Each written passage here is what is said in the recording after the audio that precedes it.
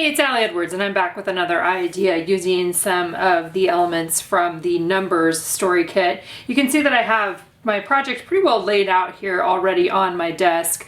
These are photos that were printed all together on a background. They are 2 inches tall by 7 inches wide. That leaves a little bit, about a 1/4 inch off of the bottom. Like normally when I'm working outside of the page protector, I would make it 8.25 tall, but because I wanted them to be 2 inches, the same size as the numbers there, I'm gonna have a little extra space on the bottom, which is fine. I'm just gonna size it to fit within the, center it in the album. So the idea here that I wanted to play around with was using these plastic numbers as the jumping off point.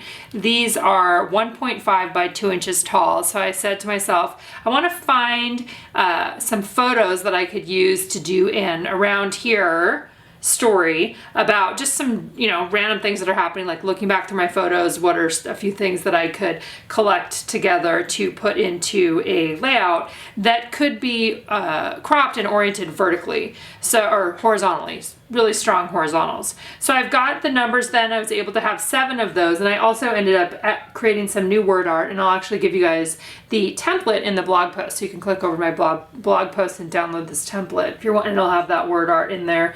And then I just simply typed up, a little bit of information about each one of these. The other thing that I decided to do was I wanted to play around with layering on top of these numbers, and so I created a custom little overlay here that says the word story on it. I printed this on printable transparency, so inkjet transparency, and I'll link that in the supply list for you. Also, you can also print it on just regular photo paper if you wanted to, or regular cardstock, and then you could do something like adding the little gold numbers on top. This one I just cut out of the back of the plastic so I could see what it looked like. I like the idea of just being able to layer all 3 of those things on top of each other. So it'll be the number plus the transparency plus one of the gold numbers on top, and then I'm just gonna orient these or arrange them across my spread here. So let's go ahead, let's cut this out first. Again, I'm working outside of the page protector in the 7 inches wide by 8.25 inches tall. You can 100% do 6 by 8. If you do that, then you're gonna adjust the sizing a little bit, right, to where they would be 6 inches wide by 2 inches tall, each of these. I think it's just fun to play with the strong vertical or horizontal. You could also do these vertically, right, if you wanted to, and make them 1.5 inches wide for the width there, and then make them the full size, so the 8.25 inches tall, if you had some really strong vertical photos that you wanted to use. I felt like this was fun. It also comes together fairly quickly if you're working. I'm working in Photoshop with this in terms of masking my photos into those spaces and then just printing it out on photo paper. So I end up with a full photo paper background. Here's where you can see it's like 8 inches. I'm just gonna cut it right along the bottom. Full photo background with my journaling already on the photo itself, and I'm gonna punch some holes in here. But I think a fun way to do an around here, right now kind of story that's outside of the page protector is essentially what I'm doing. So I'm gonna finish cutting this out, then I'm gonna start cutting out the transparencies and then work on the process of layering all those things together. These plastic numbers do have a film on the top of them. Let's see if and you can just use your fingernail to pull those off of there. It's gonna happen, I can feel it. All right, then I'm gonna layer these guys on top here just like this, and then I'm pretty sure I'm just gonna staple that on and then add on the number 6 there. So it's just a little bit of a repeat of the numbers. If I get in the middle there.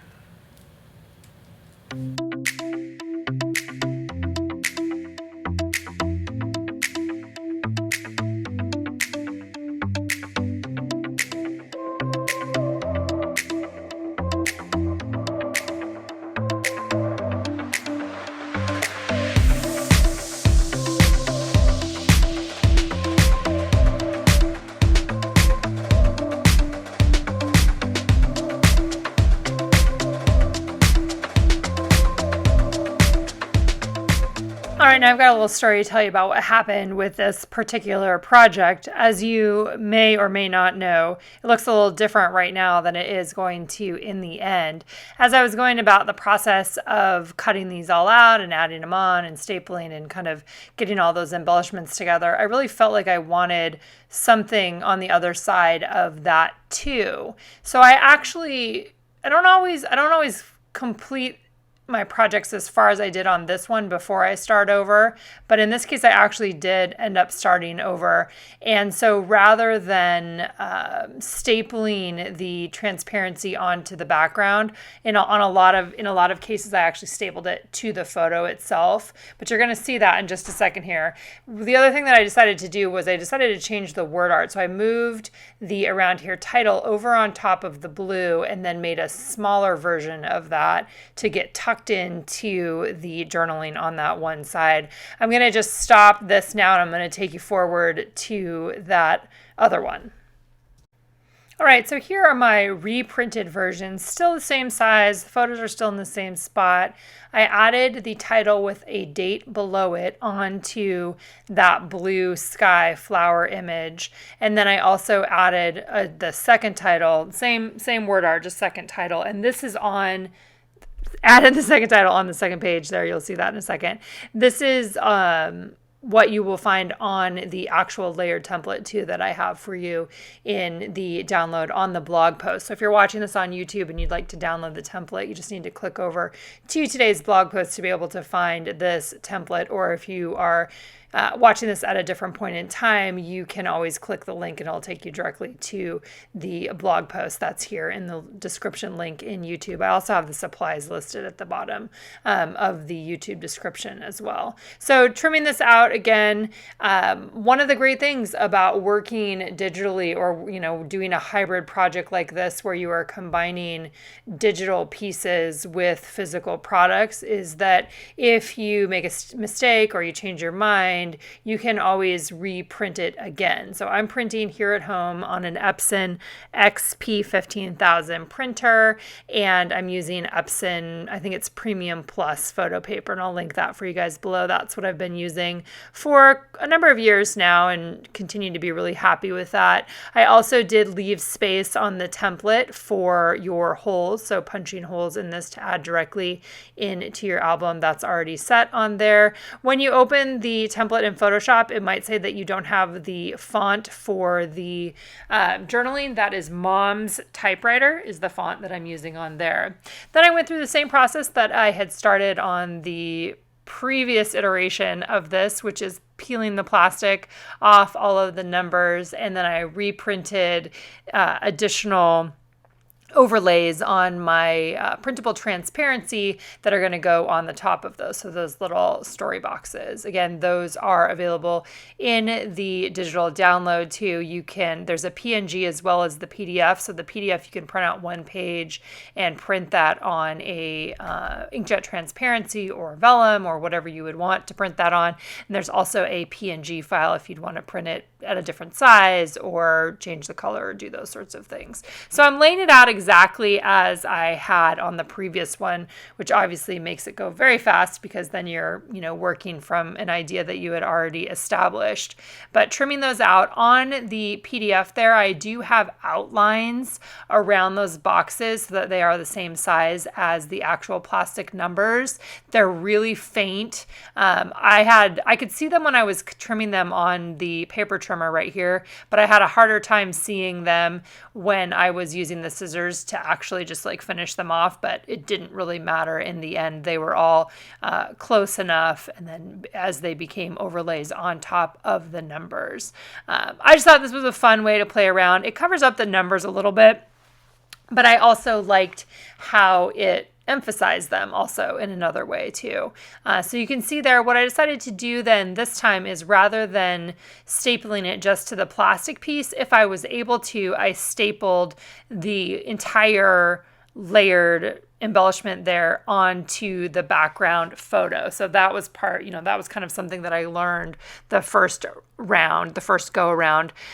Also on the ones that I couldn't reach with my tiny attacher, so this number 6 here, I went ahead and did a fake staple. Well, it staples those two pieces together, but I stapled it. And then I just added a little bit of red line tape in the middle of the 6 there. You can kind of see through there and see the red line tape on the back. I think stapling these down is probably the best way to go, but the tiny attacher didn't reach into the page far enough to be able to do that on this one. But so that ended up being fine. But the other ones I did, so like this one here, I'm going to staple it onto the page.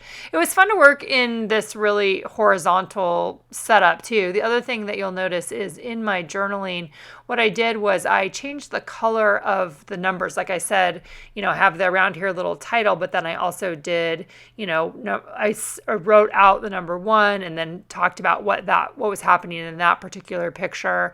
Number 2, I wrote out number 2, made that the same orange color, and then wrote about what was happening in the second picture. Just a fun way to capture some of the things that might be happening around your house or around your life right now. You could do it about one of your kids or do it of a pet, all kinds of different things. But it comes together pretty quickly once you have all of the elements set out, and it was a fun project to put together. Definitely like I said, the horizontal. When I stapled the tiny attacher on that one, I couldn't place it in exactly the same location as I did the other one.